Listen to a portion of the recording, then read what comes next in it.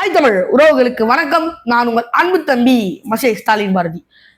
அதாவது இன்னைக்கு என்ன செய்தி அப்படின்னா, திமுக அதிமுகவினுடைய தகவல்களை திருடி இருக்கிறதாகவும் அபகரிச்சிருக்கிறதாகவும் பறிச்சதாகவும் செய்தி என்பது வேகமா, அதாவது தீயா பரவிட்டு இருக்குது. அதாவது யார் மூலமா அப்படின்னா, தன்னுடைய ஐடி விங் மூலமாகவும் காவல்துறையின் மூலமாகவும் இந்த திருடு என்பதை மேற்கொண்டிருக்கிறதா செய்தி இருக்குது. சரி, திருடினாங்களா இல்லையா?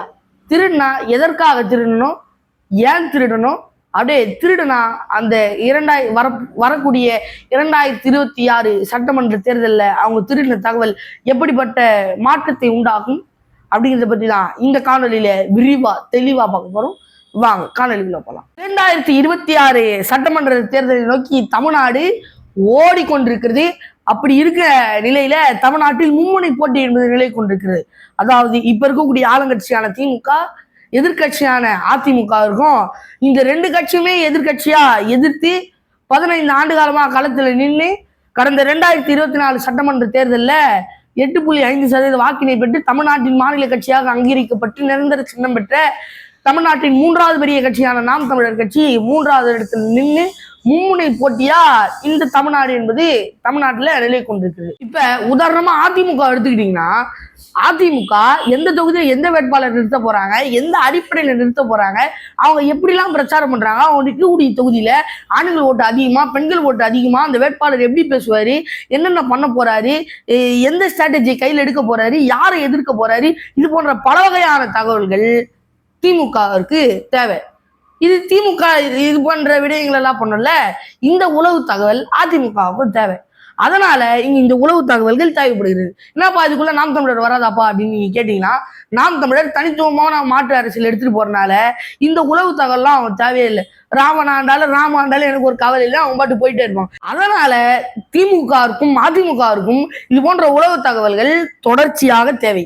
அதாவது வருகின்ற 10ஆம் தேதி மாநகரத்துல அதிமுகவுடைய பொதுக்குழு கூட்டம் நடைபெறுவதா ஐயா எடப்பாடி பழனிசாமி அவர்கள் அறிவிச்சிருந்தாங்க.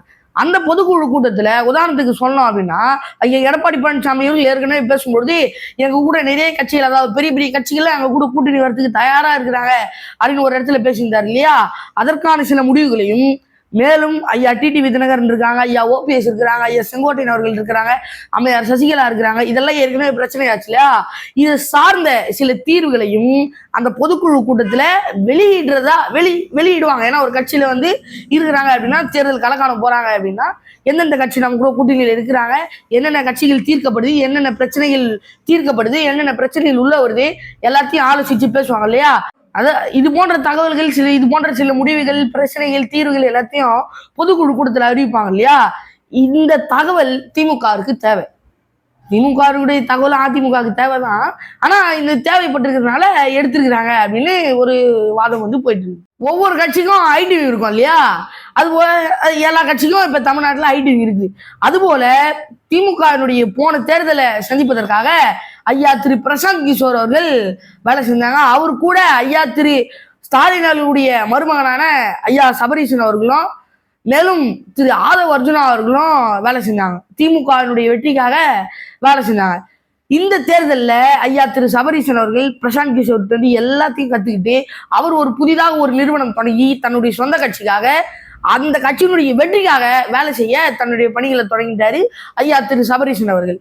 ஆனா ஐயா திரு ஆதவ் அர்ஜுனா அவர்கள் தற்கொலை வெற்றி கழகத்துல போய் இணைஞ்சி அந்த கட்சி வெற்றி பெறுவதற்கான பணிகளை மேற்கொண்டு செஞ்சிட்டு இருக்காரு. சரி, அப்படியே இருந்தாலும் சில பேர் சொல்லுவாங்க இல்லையா, பான் வித் கோல்டன் ஸ்பூன் அப்படின்வாங்க. ஐயா திரு நடிகர் விஜய் அவர்கள் பான் வித் சிஎம் அப்படின்னு. ஏன்னா நான் வந்தா கட்சி தொடங்கினா சிஎம்மா தான் தொடங்குவேன் அப்படிங்கிற மாதிரி பேசிட்டு இருக்காரு. சரி, இவங்களெல்லாம் விடுங்க. அதே போல அதிமுக இருக்கும் ஐடிவி இருக்கு இல்லையா? அது யாரு என்னன்னு நம்மளுக்கு தெரியல. ஆனா அவன் எடுத்த கண்டென்ட் எல்லாமே செம்ம கண்டென்ட், சூப்பர் கண்டென்ட். யார் அந்த சார்? அதுவும் இட்டு. உருட்டு கடை அல்வா அதுவும் இட்டு. இந்த கையில கருப்பு கலர் பேட்ச் கட்டு போனாங்க அதுவும் இட்டு. உங்களுக்கு வயிற்றுல கிட்னி இருக்குதா இல்லையாப்பா அப்படின்னு சொல்லிட்டு இந்த சட்டமன்றத்துக்குள்ள பேட்ச் குத்திட்டு போனது அதுவும் இட்டு. அவங்க எடுத்த எல்லா கண்டென்ட்டும் இட்டு மேல இட்டு. திமுக உடனே பயம் ஏய் யாரா இவன் நம்மள அடிச்சு சாப்பிட போறான்டா அப்படின்னு சொல்லிட்டு மேற்கொண்டு என்னென்ன வேலை செய்யணுமோ அதெல்லாம் செஞ்சிருச்சு. அதாவது நம்ம ஏற்கனவே எடப்பாடி அவர்கள் என்ன சொல்றோம், அவர் வந்து ஒரு திறமைசாலி புத்திசாலியானவர், எல்லா சூழ்நிலையும் தனக்கேற்ற சூழ்நிலை எதிர்பார்ந்தாலும் தனக்கேற்ற சூழ்நிலையா மாறி கோல் அடிக்கவர்னு நம்ம சொல்லிருந்தோம் இல்லையா. அதுபோல திமுக பிளான் ஏ பிளான் பி எடுத்துக்கிச்சா நோ ப்ராப்ளம். 2 பிளான் தானே எடுத்த.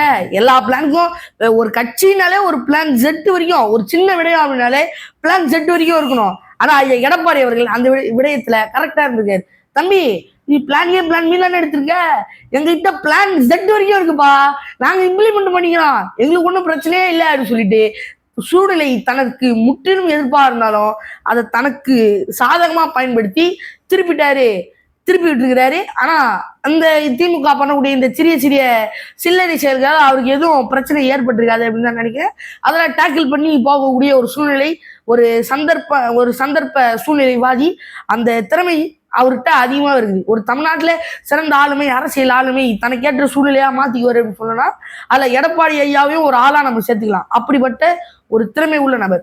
திமுக அதிமுகவினுடைய கேம் எப்படியாவது ஒழிக்கணும்னா, என்னடா இந்த எடப்பாடி என்ன பண்ணா தப்பிச்சிடறானயா, மாட்டானயா, அடிச்சுக்கிட்டே நிக்கிறாயா அப்படின்னு இவனை ஒடிச்சு கட்டி அவனு பல வகையான செயல்களை பண்ணிட்டு இருக்குது. ஆனா அவர் இதுக்கெல்லாம் பயப்படுற மாதிரி தெரியல, அஞ்சுற மாதிரி தெரியல. டேக்கிள் பண்ணி அவரும் ஏறி நிக்கிறாரு.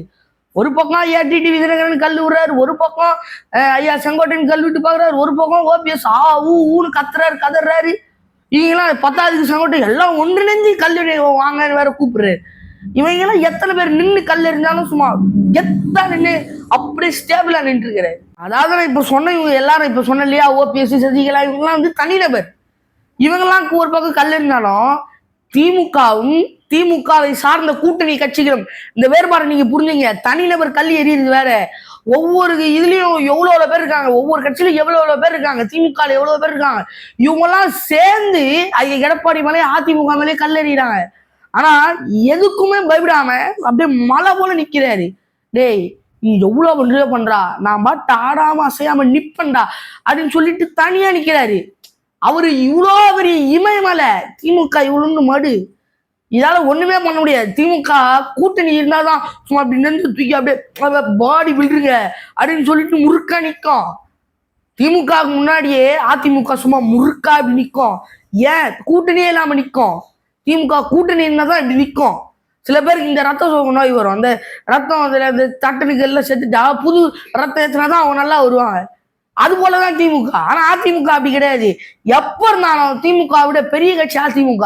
ஆதாரம் வேணுமா, தமிழ்நாட்டுல தனித்து நின்று 172 தொகுதிகளுக்கு மேல அதிமுக வெற்றி பெற்றிருக்குது. அம்மையார் ஜெயலலிதா அவர்கள் ஒரு பெண் வழிநடத்தி சென்றாங்க.